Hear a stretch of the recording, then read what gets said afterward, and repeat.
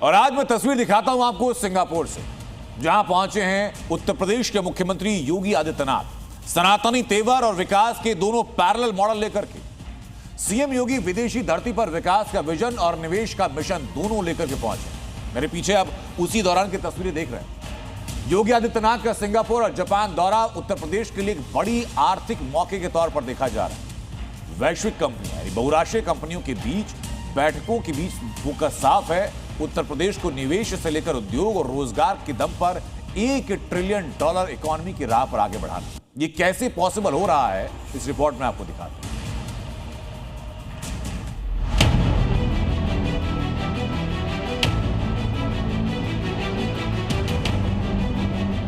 हमने पिछले 9 वर्ष के अंदर उत्तर प्रदेश की अर्थव्यवस्था को 3 गुना करने में सफलता प्राप्त की।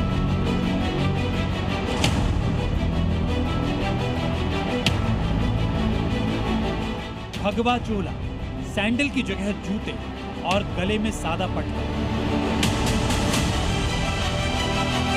विदेशी धरती पर भी वही पहचान, वही सादगी, वही तपस्वी अंदाज। योगी आदित्यनाथ जब निवेश की तलाश में सिंगापुर और जापान के दौरे पर हैं, तो एक बार फिर उनके पहनावे की चर्चा तेज है, क्योंकि स्वामी विवेकानंद के बाद वो दूसरे ऐसे भारतीय हैं जो भगवा वस्त्रों में विदेशी मंचों पर नजर आ रहे हैं। लेकिन ये सिर्फ पहचान का प्रतीक नहीं, मिशन भी है।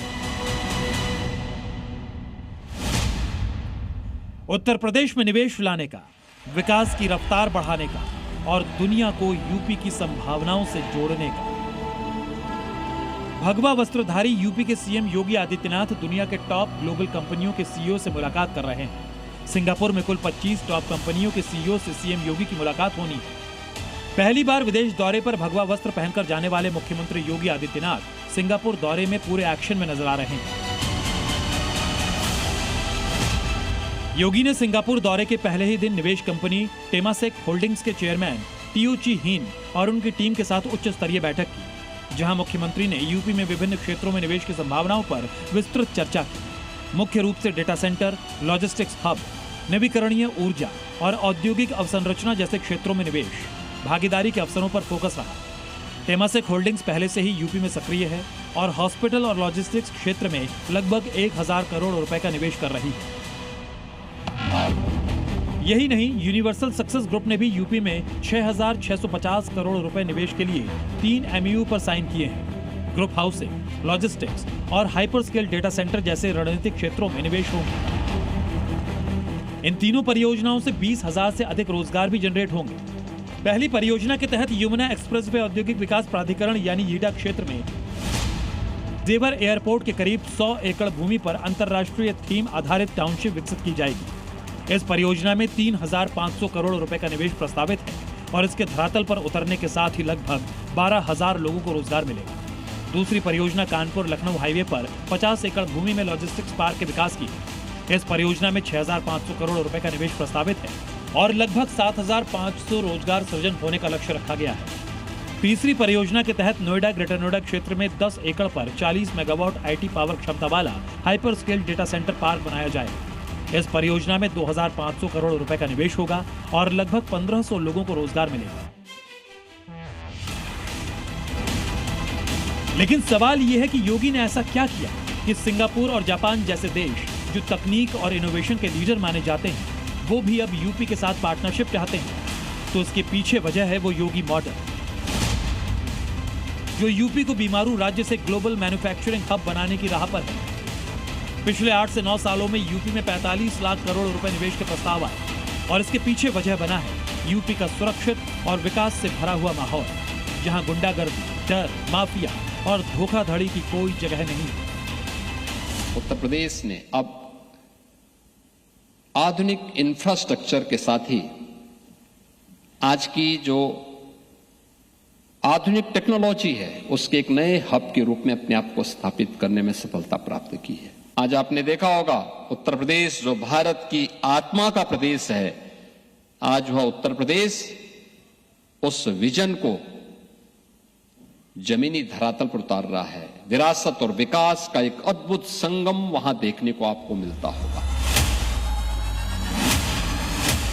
लंबे अरसे के बाद योगी यूपी के सियासी गलियारे से बाहर विदेश दौरे पर निकले।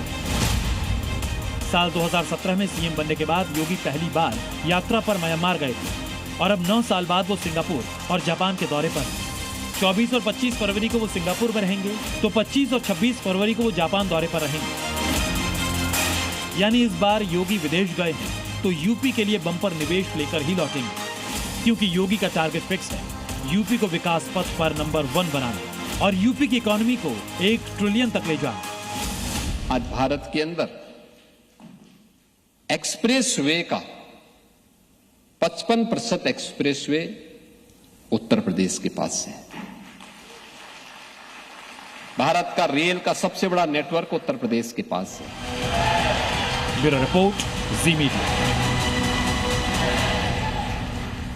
एक तरफ योगी सिंगापुर में यूपी के लिए विकास के नए अवसर लाने गए तो वहीं उनके पीछे लखनऊ की एक यूनिवर्सिटी में खुले में नमाज पर हंगामा हुआ। लखनऊ में मस्जिद पर ताला लगाया गया तो कुछ छात्रों का गुस्सा ऐसा भड़का कि शिक्षा के मंदिर में मानो महासंग्राम छिड़ गया।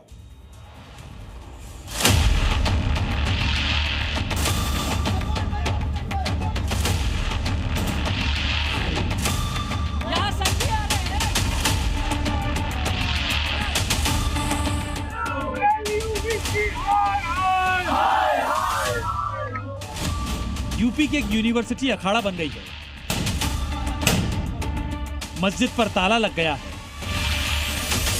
नमाज बाहर पढ़ी जा रही है,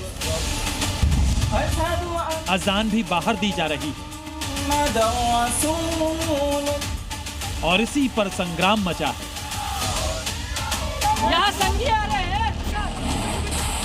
हाथ में फावड़ा, गुस्से में छात्र।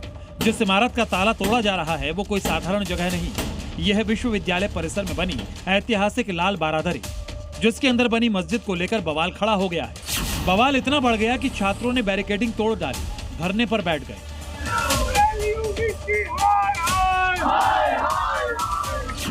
इस हंगामे की वजह क्या है, अब जरा उसे भी समझ लीजिए। दरअसल लखनऊ यूनिवर्सिटी में एक लाल बारादरी नाम से पुरानी मस्जिद है, जिसका यूनिवर्सिटी के मुताबिक रेनोवेशन होना है, क्योंकि वो कई साल पुरानी होने की वजह से खराब हालत में है। इस वजह से उस पर ताला लगा दिया गया था। विश्वविद्यालय में ही मौजूद है और ये वो लाल बारादरी है। आप तस्वीरें देख सकते हैं कि इस बिल्डिंग को फिलहाल लखनऊ विश्वविद्यालय जो है वो दोबारा से रिनोवेट करा रहा था। इसके लिए बाकायदा आप सामने की तरफ देख सकते हैं कि ये जो है बाकायदा एक पोस्टर भी लगाया गया जिसमें लिखा गया है कि ये भवन क्षतिग्रस्त एवं असुरक्षित है। जो निर्माण कार्य के लिए जो सामग्री है वो भी यहाँ मंगाई गई थी। आप देख सकते हैं कि बाकायदा ये जो ईंटा मोरंग जो है वो यहाँ पे लाया गया था और इसको फिलहाल बैरिकेड कर दिया गया था। लेकिन मस्जिद का बंद होना वहां के कुछ छात्रों को बर्दाश्त नहीं हुआ। छात्र नेताओं ने विरोध शुरू कर दिया। बाकायदा मस्जिद का ताला तोड़ने की कोशिश हुई और मस्जिद के आसपास की गई बैरिकेडिंग को भी तोड़ दिया गया। विरोध कर रहे छात्रों का आरोप है कि यूनिवर्सिटी मरम्मत नहीं कर रही बल्कि दीवार खड़ी करके नमाज रोकना चाहती है। मुस्लिम समुदाय की एंट्री बंद की जा रही है। बिना सूचना दिए, बिना इन्फॉर्म किए, बिना किसी को बताए उन्होंने बिना नोटिस चस्पा किए कुछ भी नहीं बताया और उन्होंने जाम कर दिया। उन्होंने जाम करने के अतिरिक्त यहाँ पे बैरिकेडिंग भी लगवाई। दोपहर 12-1 बजे से रात को 4 साढ़े 4 बजे तक धरना चला है। विश्वविद्यालय प्रशासन की तरफ से प्रॉक्टर साहब आए थे। उनसे जब जवाब मांगा गया तो वो बोले कि कल आना। आज उनके पास कोई भी नोटिस वगैरह कुछ नहीं है। विरोध के बाद छात्रों ने रमजान की नमाज भी वहीं पढ़ी और साथ ही इफ्तारी भी मस्जिद के दरवाजे के बाहर ही की गई। पूरा जो ब्लॉक है इसको बंद किया गया था। सामने की तरफ का देख सकते हैं आप, जो ताला है वो आपको यहाँ पर दिखाई पड़ेगा कि जो ताला है उसको लगाया गया था, जिसका विरोध छात्रों ने किया कि ये ताला जो है यहाँ पर लगा दिया गया है और यहीं पर ही नमाज पढ़ने के लिए तमाम छात्र अंदर जाते थे। फिलहाल ये कहा जा सकता है कि पुलिस बल जो है वो यहाँ पर तैनात कर दिया गया है और किसी को भी यहाँ पर आने की इजाजत नहीं दी जा रही है। जहाँ एक तरफ छात्र विरोध में है तो वहीं यूनिवर्सिटी ने भी कड़ा रुख अपनाया है और फैसला किया है कि जो भी इस काम में रुकावट पैदा करेगा उसके खिलाफ कानूनी कार्रवाई होगी। अब इस ऐलान के बाद बवाल के और बढ़ने की आशंका जताई जा रही है। इस वजह से निर्माण कार्य के दौरान अतिरिक्त पुलिस बल की तैनाती के लिए कहा गया है। विशाल रघुवंशी, लखनऊ, जी मीडिया। उत्तर प्रदेश में अपराधियों के खिलाफ नॉन स्टॉप एक्शन कैसे जारी है और कैसे उत्तर प्रदेश पुलिस के निशाने पर गौ तस्कर भी हैं, उसकी दो तस्वीरें दिखाता हूं आपको। बागपत से लेकर ग्रेटर नोएडा और बलिया तक पुलिस लगातार एनकाउंटर कर रही है और तीनों शहरों से अमूमन ऐसी तस्वीरें सामने आ रही हैं जहां बदमाश हो चाहे गौ तस्कर हो, पुलिस के निशाने पर ऐसे ही एक्शन किया जा रहा है।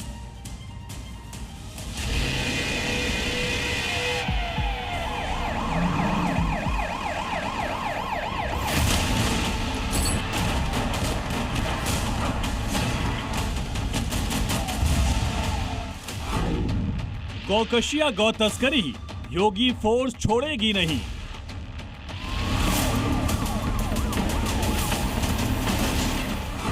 योगी का मैसेज क्लियर, गौ तस्कर पर नो रहें।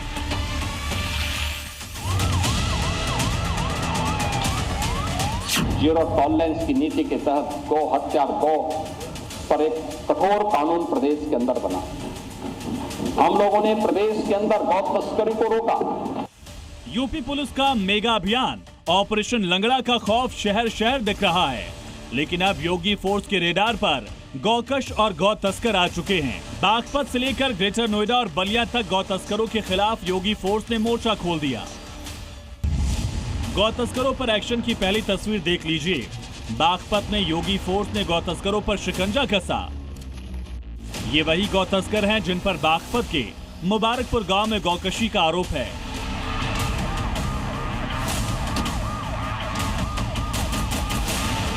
लेकिन 48 घंटे के अंदर ही योगी फोर्स ने गौकशी में शामिल 2 गौ तस्करों को एनकाउंटर के बाद धर दबोचा।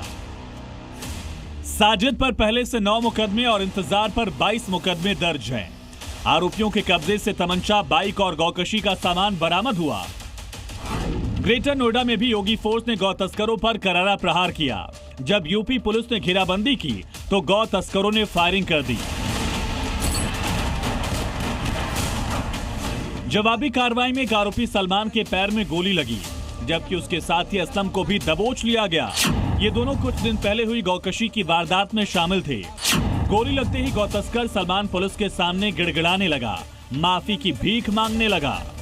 इसके बाद गलती होगी साहब, आज के बाद नहीं करेंगे सर जी नहीं करेंगे सर जी हमसे गलती होगी सब, हम आज के बाद नहीं करेंगे सर।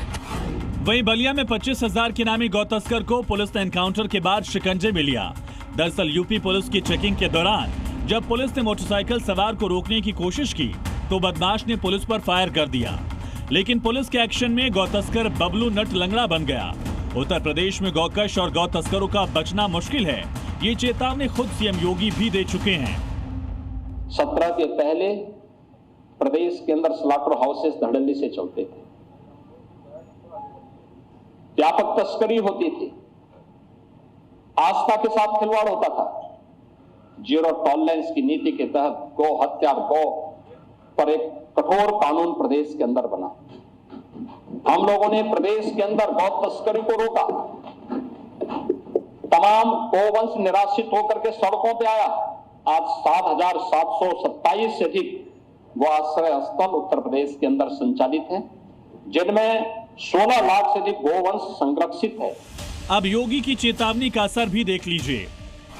पिछले एक हफ्ते की ही बात करें तो यूपी में 10 से ज्यादा गौ तस्करों का हाफ एनकाउंटर हो चुका है।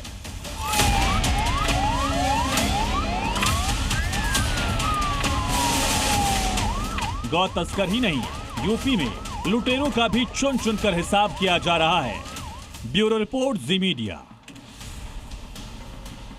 उत्तर प्रदेश में अपराध कैसा भी हो, अपराधी कोई भी हो, रडार से बचना मुश्किल है पुलिस के। आज साइबर क्राइम के खिलाफ उत्तर प्रदेश पुलिस ने सबसे बड़ा चक्रव्यूह तैयार किया और सूरज की पहली किरण के साथ मथुरा के 2 गांवों पर धावा बोलकर 3 दर्जन ठगों को पकड़ा गया। योगी फोर्स के सुपर एक्शन का जी न्यूज गवाह बना। दिखाते हैं आपको मथुरा से पुलिस ने कैसे साइबर ठगों को पकड़ा, उसकी ग्राउंड रिपोर्ट।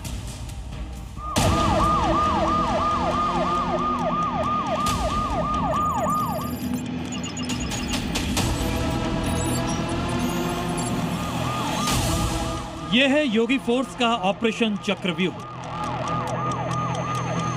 खेतों में पुलिस, गांव की गलियों में पुलिस, घरों में दबिश और ठगी के जालसाज अरेस्ट। मथुरा के 2 गांव दिगंबरा और जंघावली पर योगी फोर्स ने धावा बोला, 34 धोखेबाजों को धर दबोचा। जो मथुरा के गांव में बैठकर पूरे देश को साइबर ठगी का शिकार बना रहे थे। शेरगढ़ थाना और ये विशंभरा और जंघावली के वो आरोपी हैं जिनकी परेड कराई जा रही है, और इनको ये देख सकते हैं, ये वो आरोपी हैं जो साइबर फ्रॉड के, देश के सबसे बड़े साइबर फ्रॉड के मामलों में गिरफ्तार किए गए हैं।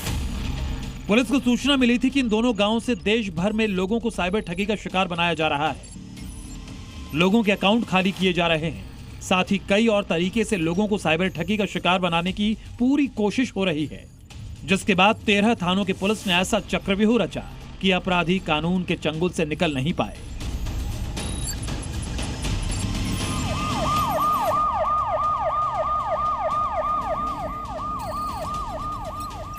मथुरा के शंकरगढ़ क्षेत्र के 2 गांव जांगवली और विशंभरा गांव को जैसे ही प्रशासन ने घेरा तो इस अचानक छापेमारी से इलाके के अपराधियों में हड़कंप मच गया। पुलिस की छापेमारी में 34 साइबर ठग गिरफ्तार कर लिए गए, जबकि 45 ठग मौके का फायदा उठाकर फरार होने में कामयाब हो गए। पकड़े गए आरोपियों को लेकर हैरान करने वाले खुलासे हुए हैं। दिगंबरा और जंघावली इलाके से पकड़े गए सभी आरोपी मुस्लिम हैं। पुलिस ने कई घरों में दबिश देकर mobile phone, laptop, SIM card, ATM card और दूसरे इलेक्ट्रॉनिक उपकरण बरामद किए हैं। लेकिन जहूर, असद और बाकी इन जैसे आरोपियों का कहना है कि वो सिर्फ खेती और दूसरे छोटे मोटे काम करते हैं।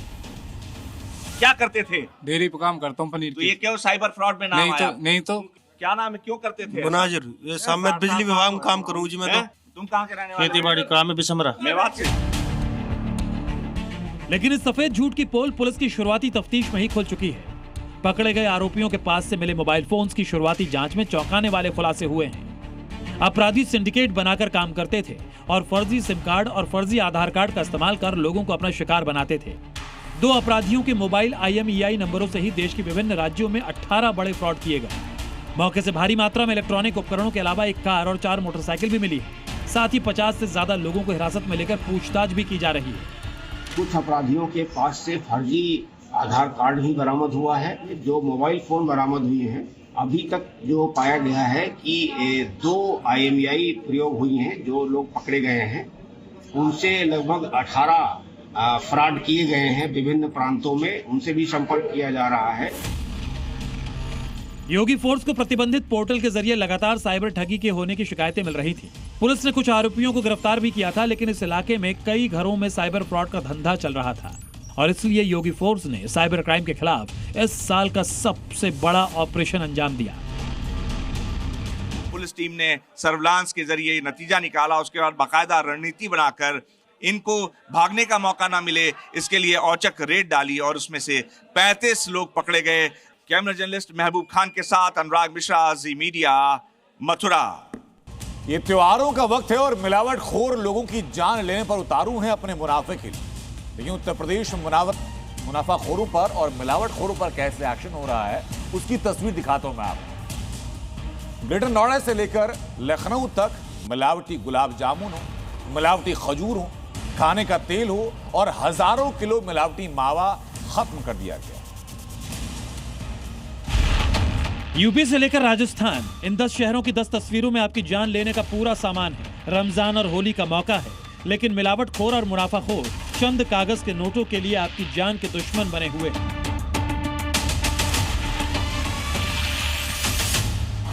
नोएडा के सेक्टर 62 में रसूलपुर इलाके में खाद्य विभाग ने छापेमारी की तो वहां से 100 किलो मिलावटी गुलाब जामुन जब्त किया गया, जो खासतौर से होली को ध्यान में रखते हुए तैयार की गई थी। इतना ही नहीं, ग्रेटर नोएडा के कासना में 291 टी, 3968 पाउच सोयाबीन ऑयल और 7000 पाउच पामोलिन ऑयल को सीज किया गया और सैंपल को जांच के लिए भेजा गया।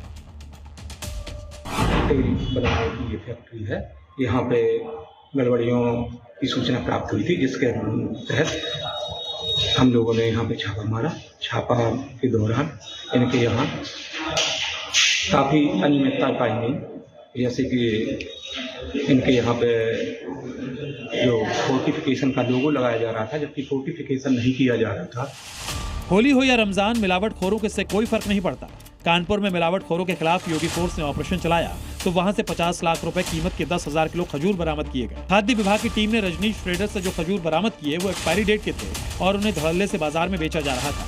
इसके अलावा फलगंज इलाके में जांच के दौरान 675 किलो मिलावटी खोया जब्त किया गया। मुरादाबाद में तो मुनाफाखोर दूसरे शहरों से भी आगे निकल गए। यहाँ सस्ती खजूरों को रिपैकिंग करते हुए महंगे दामों में बेचा जा रहा था। इसका वीडियो सोशल मीडिया पर तेजी से वायरल हो रहा है, जिसमें साफ साफ दिख रहा है कि 30 रुपए किलो वाली खजूर को कैसे बढ़िया पैकिंग के नाम पर 200 रुपए किलो में बेचा जा रहा था। आगरा में होली से पहले मिलावटी मिठाइयां बनाने की पूरी खेप तैयार की जा रही थी, जिसके लिए राजस्थान से मिलावटी मावा लाया जा रहा था। खाद्य विभाग को इसकी जानकारी मिली तो आगरा के पास बरौली में छापेमारी की गई। इस दौरान एक बोलेरो गाड़ी से 1300 किलो से ज्यादा मिलावटी खोया जब्त किया गया। टीम ने सैंपल लेकर जांच के लिए भेज दिया है और मिलावटी मावे को मौके पर ही नष्ट कर दिया गया। बाराबंकी में अधिकारियों को खबर मिली कि सोना गोल्ड और विष्णु ट्रेडर्स में बड़ी मात्रा में मिलावटी सामान को स्टोर किया गया है। इसके बाद लाव लश्कर के साथ अधिकारी पहुंचे और वहां मौजूद 16 लाख रुपए का मिलावटी सरसों का तेल सीज कर दिया। इसके साथ ही 400 लीटर पाम ऑयल को भी जब्त किया गया, जबकि 200 किलो मिलावटी जहरीली मिठाई को मिट्टी में मिला दिया गया। सीएम योगी के सख्त निर्देश है कि मिलावटखोर कोई भी हो, उसे किसी की जान से खिलवाड़ की इजाजत नहीं दी जा सकती और ऐसे लोगों के खिलाफ सख्त से सख्त कार्रवाई की जाए। ब्यूरो रिपोर्ट, जी मीडिया। अब बात जेएनयू की, जहां एक बार फिर संग्राम छिड़ा। मिडनाइट हुए हंगामे में अखिल भारतीय विद्यार्थी परिषद और वामपंथी छात्र संगठनों के बीच जमकर झड़प हुई। कई छात्र घायल हुए। सवाल यह कि आखिर कैंपस की राजनीति सड़कों पर बार बार क्यों उतर रही है और क्या कभी जेएनयू के अंदर इन दोनों दलों के बीच का टकराव का सिलसिला कभी थमेगा?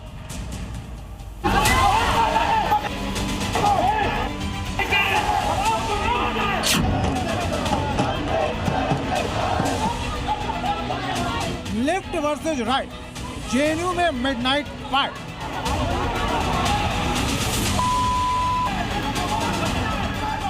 जेएनयू में एक बार फिर खूनी संग्राम। देश की राजधानी में एक बार फिर टकराव की तस्वीरें सामने आई। आधी रात का वक्त, कैंपस के अंदर तनाव और देखते ही देखते शुरू हो गया हंगामा। पत्थर चले, नारे लगे और लेफ्ट बनाम राइट की लड़ाई खुलकर सड़क पर आ गई।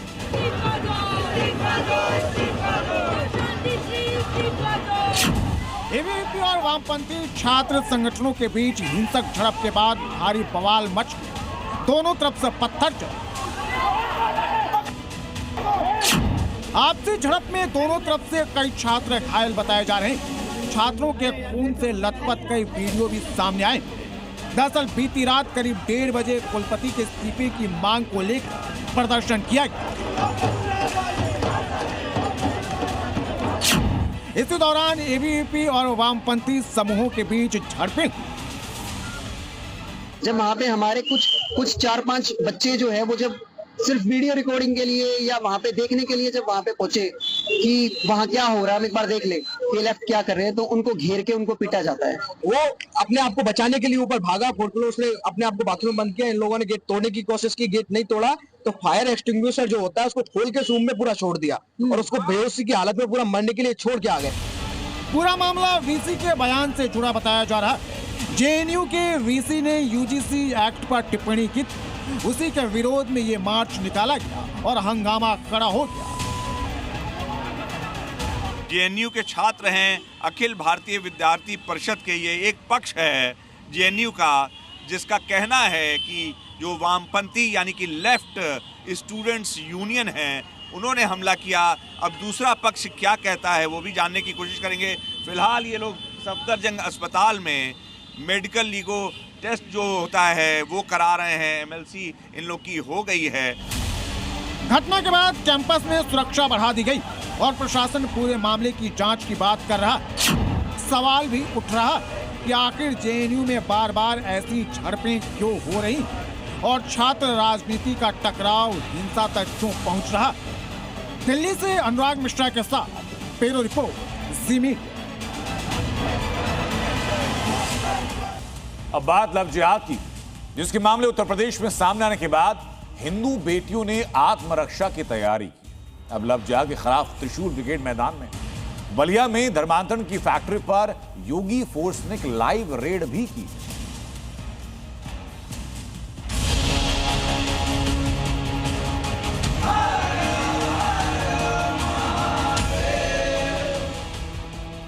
लव जिहाद के खिलाफ जंग शुरू हो चुकी है।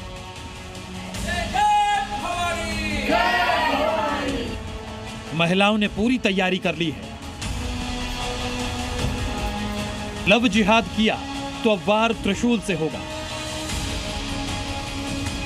एक तरफ यूपी में लव जिहाद के खिलाफ योगी फोर्स का हंटर चल रहा है, हर लव जिहादी का इलाज किया जा रहा है, तो वहीं अब इनसे निपटने की तैयारी हिंदू बेटियों ने भी कर ली है और त्रिशूल हाथ में लिए निकल पड़ी है वो खुद के बचाव के लिए। ये तस्वीरें उसी की गवाही दे रही हैं। महिलाएं हाथ में त्रिशूल लिए खड़ी हैं, साथ में त्रिशूल चलाना सीख रही, बाकायदा इसके लिए दीक्षा ली जा रही और ऐसा कर महिलाएं अपने मिशन पर निकल पड़ी। तस्वीरें यूपी के बलिया की हैं, जहां महिलाओं और लड़कियों को त्रिशूल दीक्षा दी जा रही है और साथ में हाथ में त्रिशूल दिया जा रहा है। विश्व हिंदू परिषद की तरफ से यह आयोजन किया गया, जिसमें कई लड़कियां और महिलाएं शामिल हैं और मकसद था हिंदू बेटियों की सुरक्षा और खास तौर पर लव जिहाद से आत्मरक्षा।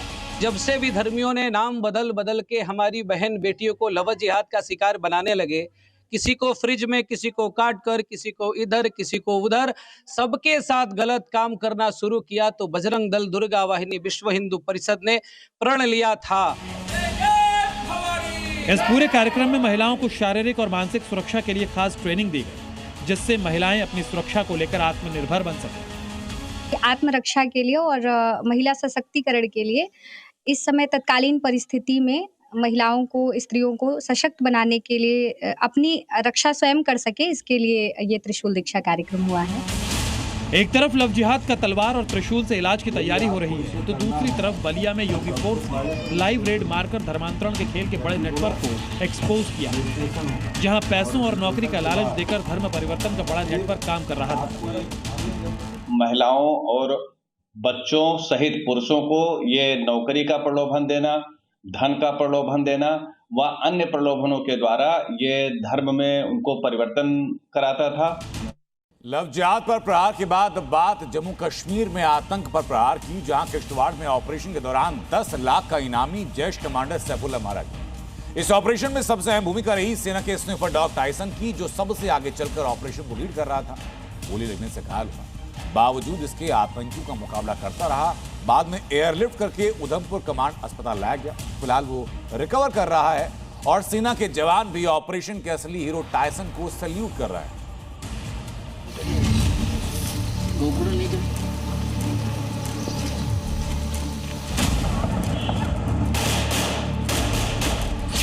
मुनीर के सपोले आएंगे, घाटी में दफन हो जाएंगे। खूंखार सैफुल्लाह ढेर, टाइसन जिंदा है। यह तस्वीर देखकर मुनीर के कलेजे पर सांप लौट जाएगा। मुनीर के मुल्क में वीआईपी मेहमान बनकर रहने वाले आतंकी आकाओं को करारा झटका लगेगा। जम्मू कश्मीर के किश्तवाड़ में 11 महीने से लगातार सुरक्षा बलों का साझा ऑपरेशन चला। पिछले साल शुरू हुआ तलाशी अभियान 326 दिन बाद खत्म हुआ। सुरक्षा बलों ने इस दौरान चतरू इलाके में 7 खूंखार आतंकियों का काम तमाम कर दिया। इस ऑपरेशन में सुरक्षा बलों की सबसे बड़ी कामयाबी रही high profile Jaish commander Saifullah का खात्मा। सैफुल्लाह किश्तवाड़ में आतंक का सरगना था और दूसरे आतंकियों को ट्रेन कर रहा था। किश्तवाड़ में जिन आतंकियों का सेना ने खात्मा किया, उनसे हथियारों का जखीरा बरामद हुआ। ये देखिए, 2 AK-47 राइफल और एक M4 अमेरिकन राइफल, ये आतंकियों के पास से मिला है। इन्हें भारत विरोधी साजिशों में इस्तेमाल किया जाता था। सैफुल्लाह को ढेर करने में भारतीय सेना के K9 डॉग टाइसन ने सबसे अहम भूमिका निभाई। सेना की 2nd पैरा स्पेशल फोर्सेस और जम्मू कश्मीर पुलिस को सूचना मिली थी कि सैफुल्लाह अपने 2 साथियों के साथ एक गुफानुमा ठिकाने में छिपा है और टाइसन ने कमान संभाली। टाइसन ने इस ऑपरेशन को फ्रंट से लीड किया, जिससे आतंकियों को ढूंढने में सेना को मदद मिली। मुठभेड़ के दौरान टाइसन को पैर में गोली लगी, लेकिन जब तक आतंकी ढेर नहीं हो गया, ये डटा रहा।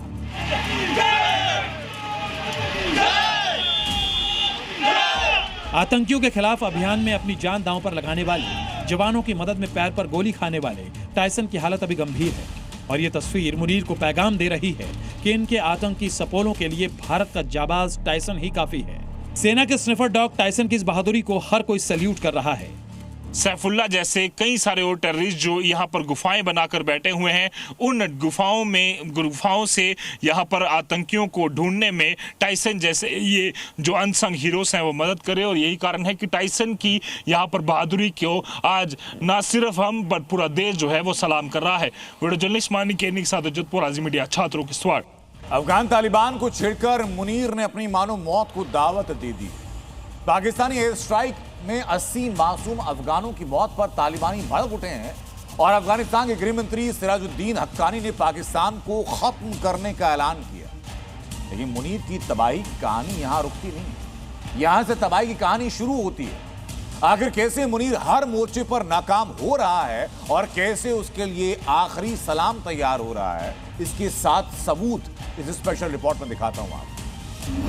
पाकिस्तान में कसाई, मुनीर का अंत करीब।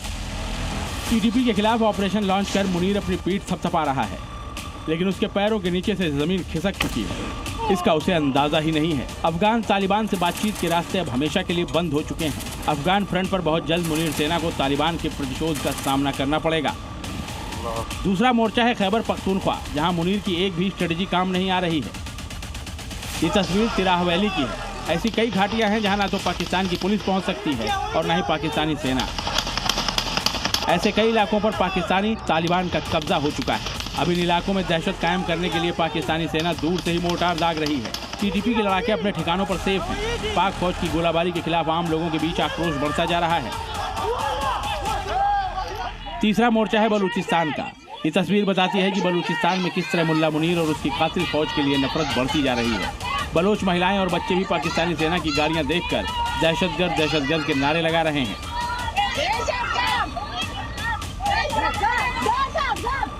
मुनीर ने भले ही अभी बलूचिस्तान में टैंक दौड़ा रखे हैं, लेकिन बीएलए चीफ और बलोच फाइटर्स की ये फौज अपनी गुफाओं में सही वक्त का इंतजार कर रही है। मौका मिलते ही एक बार फिर ऐसा काउंटर अटैक होगा कि मुनीर की कायर सेना को छिपने की जगह भी नहीं मिलेगी।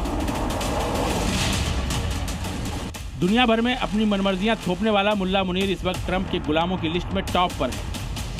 अभी आपने पाकिस्तानी एक्सपर्ट नजम सेठी को सुना, वो भी यही बता रहे हैं कि गाजा को लेकर अपनी नेतागिरी के चक्कर में मुनीर ट्रंप के ट्रैप में फंस चुका है। और अब जिस दिन ट्रंप ने ऑर्डर दिया तो मुनीर को अपने जवान गाजा में हमास से डील करने के लिए भेजने होंगे, जहां पाकिस्तानी सैनिक हमास लड़ाकों का टारगेट बनेंगे। गाजा में कोई प्रयोग किया तो इजराइल पीटेगा और हमास पर जोर आजमाया तो इस्लामिक भाईचारे का प्रोपेगेंडा बेनकाब होगा।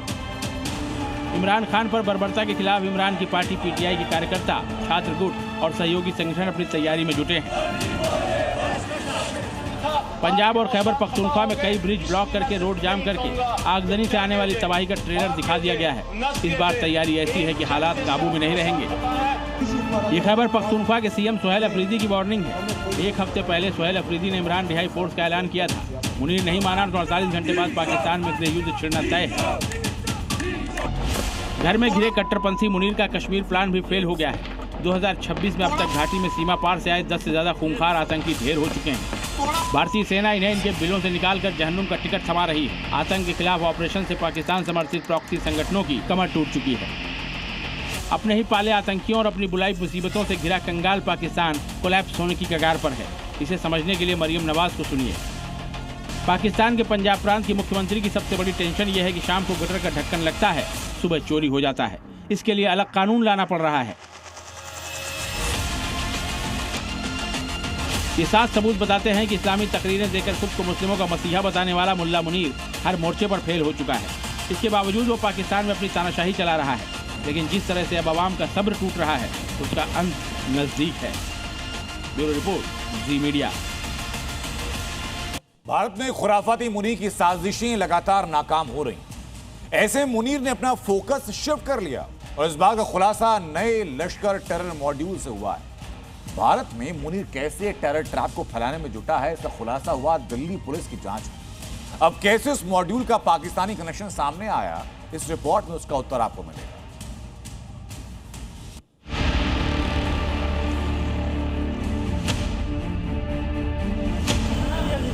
लश्कर मॉड्यूल पर सनसनीखेज खुलासा। टेरर मॉड्यूल को लेकर कोलकाता और तमिलनाडु से पकड़े गए 8 बांग्लादेशियों पर बड़ी जानकारी सामने आई है। इनका हैंडलर खूंखार आतंकी शब्बीर अहमद लोन इस वक्त बांग्लादेश में बैठा है। क्यों जरूरी है मुनीर के सपोलों का खात्मा? आपको जानकर हैरानी होगी कि जो आतंकी शब्बीर बांग्लादेश में बैठकर भारत को दहलाने का प्लान बना रहा है, लश्कर तैयबा का घातक टेरर मॉड्यूल चला रहा है, वो 10-12 साल भारत की जेलों में बिता चुका है। कोलकाता और दिल्ली से गिरफ्तार 8 बांग्लादेशी संदिग्धों को लेकर खतरनाक डिटेल सामने आई है। इस नए टेरर मॉड्यूल पर एजेंसियों ने होश उड़ाने वाला खुलासा किया है। दिल्ली पुलिस की स्पेशल सेल ने इस पूरे टेरर नेटवर्क को डीकोड किया है। दरअसल इस मॉड्यूल का हैंडलर लश्कर का ट्रेन कमांडर शब्बीर अहमद लोन है। शब्बीर ने बांग्लादेश में अपना बेस बनाया हुआ है। शब्बीर सीधे लश्कर चीफ हाफिज सैयद और आतंकी जकी उर रहमान लखवी के संपर्क में है। शब्बीर इन आतंकियों को कमांड दे रहा था। शब्बीर के कहने पर आतंकियों ने 8,000 रुपए के किराए पर घर लिया और कोलकाता में अपना बेस बनाया। तमिलनाडु में छिपे 6 आतंकियों को भी शब्बीर कोलकाता बुलाने वाला था और धमाके के बाद कोलकाता से इनका बांग्लादेश भागने का प्लान था। शब्बीर लगातार अपने पाकिस्तानी आकाओं के संपर्क में रहता है और उन्हीं के आदेशों पर भारत के खिलाफ आतंकी हमलों की प्लानिंग करता था। शब्बीर ने आतंकियों को 80,000 रुपए भेजे थे। भारत विरोधी पोस्टर की PDF फाइल भेजी। दिल्ली और कोलकाता में देश विरोधी पोस्टर लगवाए गए और इन्हीं पोस्टर की जांच से दिल्ली पुलिस इस टेरर मॉड्यूल तक पहुंची। शब्बीर का नाम सामने आने के बाद अब ये साफ है कि मुल्ला मुनीर अब आतंकी साजिशों के लिए बांग्लादेश को इस्तेमाल करना चाहता है। वहाँ नए टेरर बेस बनाने की साजिश रची जा रही है। बांग्लादेश में बैठा शब्बीर अहमद लोन कश्मीरी आतंकी है। इसकी बातचीत से पता चला है कि हाफिज सईद का कोड नेम चाचा जी है, तो वहीं जकीउर रहमान लखवी का कोड नेम ताया जी है। मुनीर के इशारे पर चाचा जी और ताया जी शब्बीर को जो टास्क देते हैं, भारत को दहलाने के जो प्लान बताते हैं, शब्बीर उसे अंजाम देने के मिशन में लग जाता है। मैक्सिको में कुख्यात ड्रग तस्कर की मौत होती है तो मैक्सिको में हंगामा हो जाता है। पूरे मैक्सिको में जगह जगह दंगे भड़क उठे हैं। 59 साल का एल मेंचो मैक्सिको का पाब्लो एस्कोबार कहा जाता था। पाब्लो एस्कोबार कोलंबिया का एक ड्रग लॉर्ड था जिसके कार्टेल ने पूरे 1980 के दशक में अमेरिका को परेशान किया था, नाक में दम किया था। एल मेंचो भी उसी राह पर आगे कैसे बढ़ा, कैसे पाब्लो एस्कोबार से बड़ा ड्रग कार्टेल तैयार किया, इस रिपोर्ट में दिखाते हैं। अगर आप मेक्सिको के ड्रग कार्टेल के बारे में ज्यादा नहीं जानते तो रविवार रात जो टापालापा सिटी में जो मिलिट्री ऑपरेशन हुआ वो आपको आम एनकाउंटर लग सकता है, लेकिन ऐसा है नहीं।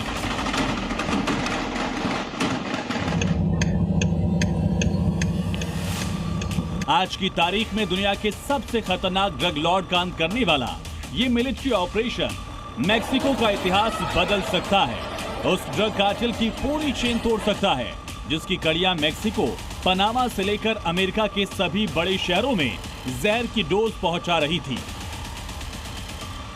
अमेरिकी राष्ट्रपति डोनाल्ड ट्रंप इसी बात के लिए मेक्सिको पर दबाव बना रहे थे। एल मेंचो पर लगाम कसने की बात कर रहे थे, लेकिन ये अकेले मेक्सिको की सरकार और सेना के लिए मुश्किल नहीं था। मेक्सिको का पाब्लो एस्कोबार बन चुका था ड्रग लॉर्ड एल मेंचो।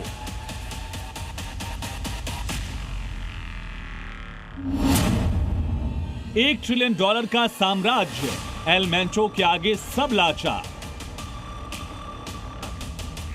आप ये आंकड़े सुनकर चौंक रहे होंगे, लेकिन अगर ये अनुमान भी है तो इसका आधार एल मेंचो की बढ़ती ताकत थी। पिछले 20 साल में चाहकर भी दुनिया की कोई ताकत उसको हाथ नहीं लगा सकी और उसका ड्रग कारोबार लैटिन अमेरिकी देशों से लेकर अमेरिका, कनाडा और यूरोप तक फैल गया। इसमें कितने लोग जुड़े थे, कितने का कारोबार होता था, इसका कोई ऑफिशियल डेटा नहीं है, लेकिन उसके ड्रग कार्टेल का खत बताता है कि वो मेक्सिको का पाब्लो एस्कोबार बन चुका था। पाब्लो एस्कोबार के बारे में तो आपने जरूर सुना होगा। 1980 और 90 के दशक में पाब्लो दुनिया का सबसे अमीर, सबसे खतरनाक और सबसे ताकतवर ड्रग लॉर्ड था। एल मेंचो भी युवा दिनों से ही पाब्लो जैसा ही बनना चाहता था।